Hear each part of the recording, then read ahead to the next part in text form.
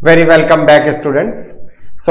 जैसा कि आज आप सभी को पता है, हमारी जो सीरीज है जिसका नाम है नीट समाधान सीरीज, जैसा कि शब्द से नाम से पता लगता है नीट समाधान सीरीज, यानी कि यहाँ पे आपकी साइंस की, हमारे फिजिक्स, केमिस्ट्री और बायोलॉजी की गहन समस्याओं का, जो इस तरह के टॉपिक से जो ट्विस्टेड रहते हैं, जिनका वेटेज ज़्यादा है, उनके बारे में आपको बताया जाएगा। अगर आपको ये सीरीज यूजफुल लगती है तो जो बच्चे इन समस्याओं से जूझ रहे हैं, they shall definitely take the benefit out of that and feel more comfortable about it. So मैं हूं Shivam Mittal from e Saral and I shall go through today from the chemistry's most relevant topic, जो कि बच्चों को बहुत ज्यादा स्कोरिंग भी होता है और बहुत ज्यादा मार्क्स भी दिलाता है, और उसमें कुछ कंसेप्चुअल क्लैरिटी के लिए आज आप मेरे साथ पढ़ने जा रहे हैं। हमारा जो आज का टॉपिक है वो है बेटा हमारा क्वांटम नंबर्स। तो केमिस्ट्री का एक टॉपिक है एटॉमिक स्ट्रक्चर। एटॉमिक स्ट्रक्चर के अंदर एटम्स की चर्चा होती है, उसमें क्वांटम नंबर्स करके एक टॉपिक आता है। शायद आपने नीट का प्यार सीरीज को अगर फॉलो किया हो तो वहां पे मैंने आपको बताया था क्वांटम नंबर्स में बहुत ज्यादा क्वेश्चंस PYQ की फॉर्म में, प्रीवियस ईयर क्वेश्चंस की फॉर्म में नीट के एग्जामिनेशन में पूछे हैं। अराउंड 6 to 7 क्वेश्चंस पिछले एक दशक में हर साल एक या दो क्वेश्चन के वेटेज के हिसाब से वो लोग पूछ रहे हैं। So I am going to discuss quantum numbers with you, stay tuned. तो हमारे क्वांटम नंबर्स कुछ इस प्रकार से होते हैं। हमारा होता है बेटा प्रिंसिपल क्वांटम नंबर, उसके बाद होता है हमारा एजीमुथल क्वांटम नंबर, उसके बाद होता है हमारा मैग्नेटिक क्वांटम नंबर, और उसके बाद हमारा होता है बेटा spin quantum number. Principal quantum number को डिनोट किया जाता है बेटा N से, सॉरी कलर चेंज कर लेते हैं यहाँ पे। प्रिंसिपल क्वांटम नंबर को डिनोट किया जाता है N से, एजीमुथल क्वांटम नंबर को डिनोट किया जाता है बेटा L से, मैग्नेटिक क्वांटम नंबर को डिनोट किया जाता है बेटा M से, और स्पिन क्वांटम नंबर को डिनोट किया जाता है बेटा S से। बच्चे सोच रहे होंगे, जिन लोगों को नया लग रहा होगा, सर ये क्वांटम नंबर किस चिड़िया का नाम है, what this quantum number is. Sir physics में एक आइंस्टीन ने टर्म यूज की थी, आइंस्टीन ने की थी या प्लांक ने की थी, द वर्ड क्वांटा। क्वांटा का मतलब होता है पैकेट, यानी कि अगर आपके पास कोई इलेक्ट्रॉन है तो आप कैसे बताओगे कि एक इलेक्ट्रॉन कहाँ है, कैसा है, किस तरह का दिखता है। सपोज कीजिए कि बेटा मेरे पास एक हाथी है। क्या है? हाथी। अब साइंस में आइज तो होती नहीं है, तो 4 अंधे लोग होते हैं जो अपनी आंखों को बंद करते हैं, और 4 अंधे बारी बारी से उस हाथी के पास जाते हैं और उस हाथी को छू छू के देखते हैं। पहला आदमी जाता है, वो हाथी की सूंड को पकड़ लेता है। जब वो हाथी की सूंड को पकड़ता है, अब वो तो आंखों पे तो पट्टी बंधी है, तो वो क्या बोलेगा, भाई हाथी जो है वो सूंड जैसा है, बड़ा लंबा है, मुलायम है। एक आदमी जाता है जो हाथी का पैर पकड़ लेता है, वो क्या बोलेगा, नहीं, हाथी, elephant is not like that, it is just like a pillar, किसी एक मंदिर के पिलर जैसा है। कोई एक जाता है जो हाथी का दांत, टस्क पकड़ लेता है, टस्क को पकड़ के कहता है नहीं, हाथी तो ऐसा चिकना है, आगे से नुकीला है, से यस और नो। और कुछ ऐसे होंगे जो जाके हाथी की पूंछ पकड़ लेंगे, वो कहेंगे नहीं, हाथी तो एकदम पतला सा, लंबा सा है, और कुछ बालों का झुरमुट है इसके नीचे। तो क्या मैं कह सकता हूं कि जो मेरे हाथी की उन्होंने कल्पना करी है,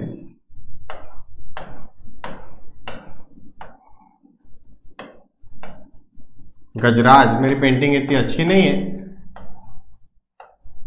हाथी, क्या मैं कह सकता हूं वो चारों गलत है, और क्या मैं कह सकता हूं वो चारों सही है?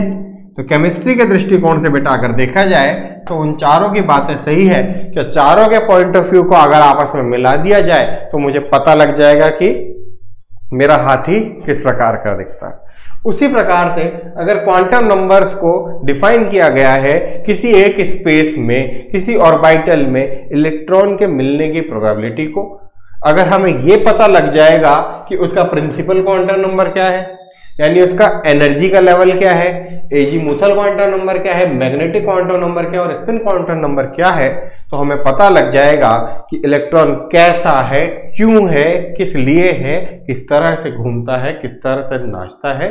That is the sole purpose of knowing the quantum numbers. Next, energy and orientation are the main factors. सबसे पहली बात होती है एनर्जी, एनर्जी हमारे लिए बहुत इंपॉर्टेंट, और दूसरा ओरिएंटेशन। अब हमारा बेटा पहला आता है without wasting your time principal quantum number, n से डिनोट करते हैं। एनर्जी का टर्म है, एनर्जी के टर्म में अगर आपने इसको देखा हो तो इसे एन से डिनोट किया जाता है, और जितना ज्यादा एन होता है उतनी ज्यादा एनर्जी होती है। ये साइज भी बताता है ऑर्बिटल की, और एनर्जी भी बताता है। रेडियस निकालने के लिए जब आप टर्म यूज करते हैं 0.529 n² वाला, या फिर एनर्जी निकालने के लिए -13.6 वाला 1/n1² वाला टर्म आप यूज करते हैं, तब आपको याद आता है प्रिंसिपल क्वांटम नंबर। अभी एप्लीकेशन पार्ट इसका कैसा है वो मैं अभी आपको बताऊंगा। दूसरा मेरा बेटा आता है azimuthal quantum number. Azimuthal quantum number जो मेरा होता है ये ओरिएंटेशन को बताता है। इसको हम L से रिप्रेजेंट करते हैं, और नॉर्मली इसकी जो वैल्यू होती है वो 0 से लेके n-1 तक वेरी करती है, जहां पे n मेरा बेटा क्या है, प्रिंसिपल क्वांटम नंबर। से यस और नो? प्रिंसिपल क्वांटम नंबर मेरा क्या है बेटा, यहाँ पे L होता है। ठीक है, अब सपोज कीजिए कि इसमें S, P, D और F को, ये जो हमारे हैं ऑर्बिटल्स हैं, इन्हें डिफाइन करना है। तो कैसे करेंगे? सपोज कीजिए n मुझे गिवन है 1, तो L मेरा क्या हो जाएगा 0 से n-1 तक। तो n-1 इस केस में क्या होगा सर, 0 ही होगा, तो L 0। अगर मेरा n = 2 है तो L मेरा क्या हो सकता है सर, 0 से n-1 तक, यानी कि 0 से 1 तक, यानी कि या तो 0 हो सकता है या 1 हो सकता है। अगर मेरा n = 3 है तो मेरा L क्या हो सकता है, या तो 0 हो सकता है या 1 हो सकता है या 2 हो सकता है। अगर मेरा n = 4 है तो मेरा L क्या हो सकता है, या तो 0 या 1 या 2 या 3। अब sp-df ऑर्बिटल निकालने के लिए यहाँ पे हम क्या टर्म यूज करते हैं? अगर L = 0 है तो कौन सा ऑर्बिटल होगा, नंबर 1 यानी कि s ऑर्बिटल। नंबर 2 है तो यानी कि s भी हो सकता है, और p है क्योंकि n = 1 है तो कौन सा ऑर्बिटल हो सकता है, s और p। यहाँ कौन सा हो सकता है, 0 1 2 यानी कि s p d। और यहाँ पे n = 4 है तो s p, सॉरी यहाँ पे 0 1 2 तो 1s, ठीक है, ओके, s p d, ठीक है, और d ऑर्बिटल भी हमारा यहाँ पे आ सकता है 0 1 2, और f ऑर्बिटल भी हमारा यहाँ पे आ सकता है। से यस और नो? ओके, अब हमारा नेक्स्ट वाला स्टेप आता है इनके शेप्स को समझना। शेप्स कैसे डिफाइन होते हैं बेटा? सपोज कीजिए मेरा s ऑर्बिटल है, इसका शेप होता है बेटा स्फेरिकल। मेरा p ऑर्बिटल ये होता है बेटा डम्बेल।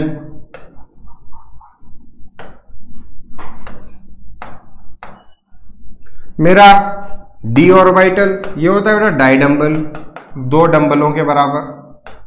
लेकिन इसकी लोब्स इसके कंपैरिजन में कुछ पतली होती है। उसका रिजल्ट का आंसर क्वांटम मैकेनिकल मॉडल से आता है। ये कितने तरह के होते हैं, 1s 2s 3s। यहाँ आप डिफाइन कर सकते हो p के कितने ऑर्बिटल होते हैं, इसका एक ऑर्बिटल होता है और उसमें 2 इलेक्ट्रॉन मैक्सिमम आ सकते हैं। तो इसे ऐसे भरा जाता है 1s2 2s2।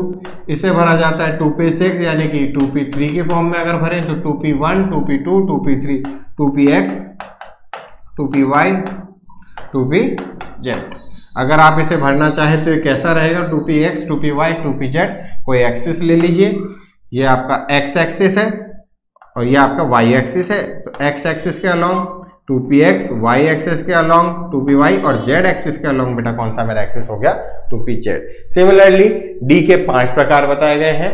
dxy, x और y प्लेन के बीच में से जो ऑर्बिटल बनता है वो मेरा d ऑर्बिटल। ये वाला देख लीजिए, अगर ये xy प्लेन है, ये y प्लेन है, तो ये वाला मेरा जो ऑर्बिटल बना ये कौन सा हो जाएगा बेटा, dxy।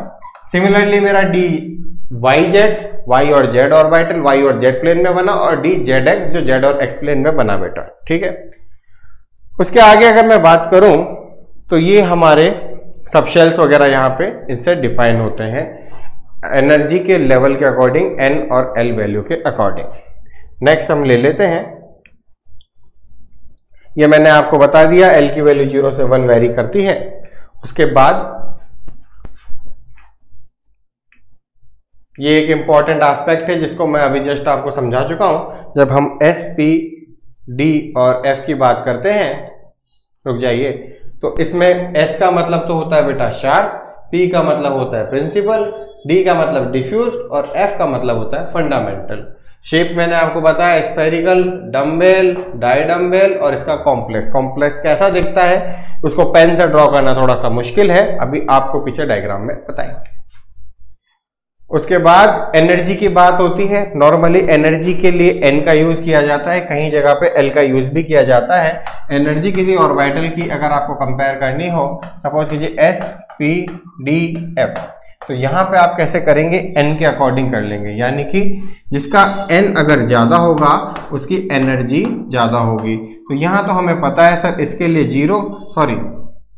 जीरो नहीं, इसके लिए होगा 1, इसके लिए 2, इसके लिए 3 और इसके लिए 4। क्या n की जो वैल्यू है वो इक्वल टू 1 या फिर ग्रेटर देन 1 हो सकती है, कुछ भी n की वैल्यू हो सकती है।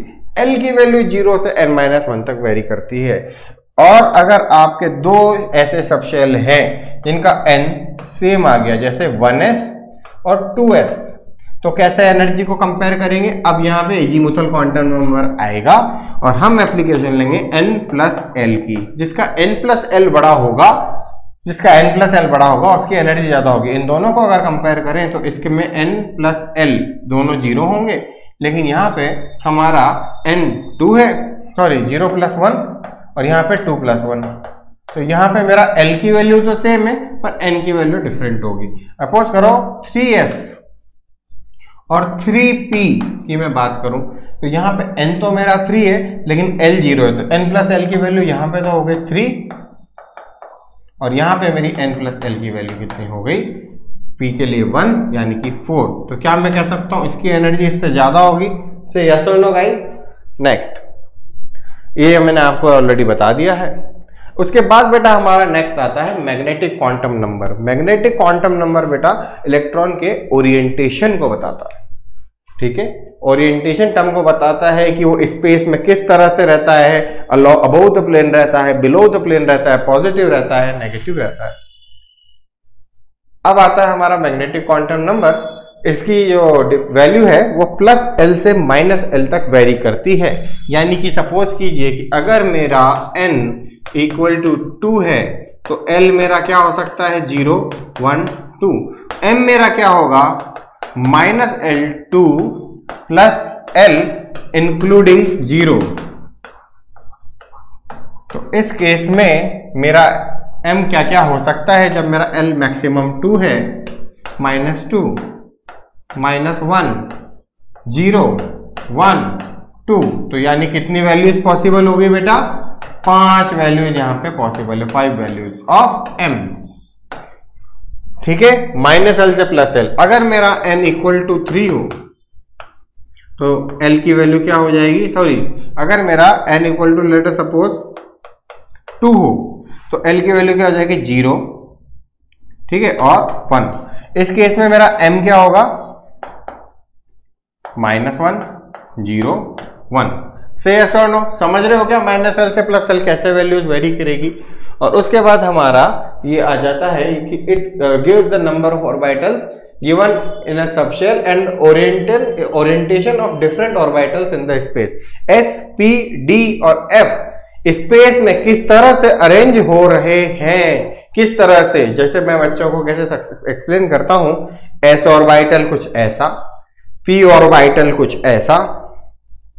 ये p ऑर्बिटल भी फिक्स नहीं रहते, मूवमेंट करते रहते हैं। जो बॉन्डिंग में मैं बताता हूं, p orbital along the plane, perpendicular to the plane, along the plane, perpendicular to the plane, और एक आपकी तरफ, और d ऑर्बिटल कुछ इस तरह से होता है, ठीक।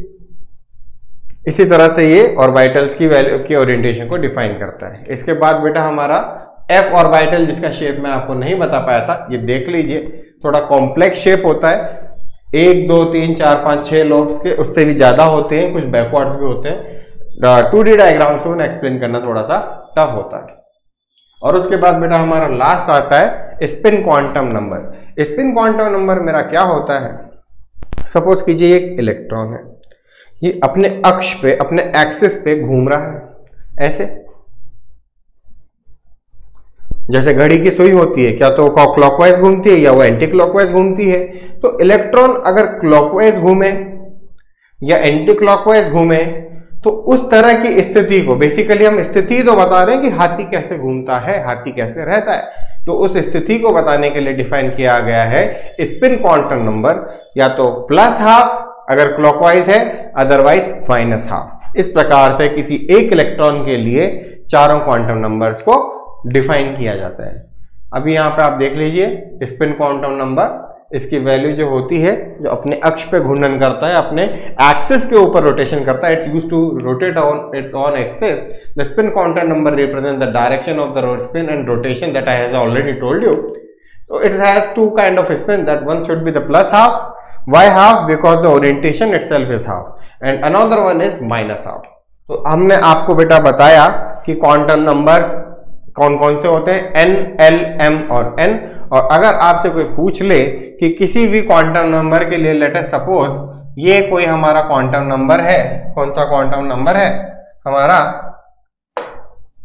कोई क्वांटम नंबर है मेरा, late us suppose 3p orbital 3p है, इसके अंदर कुछ इलेक्ट्रॉन्स रहेंगे, कितने रहेंगे हमें नहीं पता, 1 2 3 4 5 6। हमें इनके बारे में किसी एक इलेक्ट्रॉन की कुंडली निकालनी है।